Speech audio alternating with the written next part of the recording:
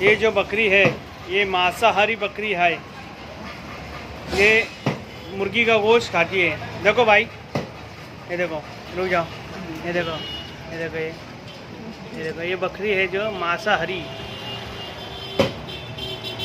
Corona के डर से ये भी मांस खा रही है। ये देखो भाई, ये देखो, ये देखो। और ये गाँव लालू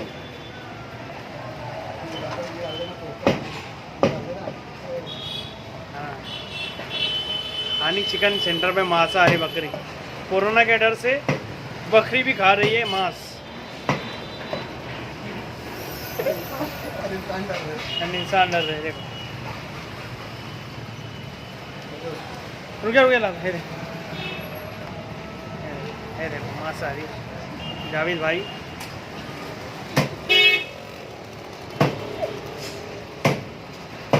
डालो अच्छा पीस, डाल ऐसा दिखा के डाल के जरा आपको समझे, थोड़ा सा डालो, एक पीस थोड़ा ऐसा बड़ा पीस, कुछ भी ऐसा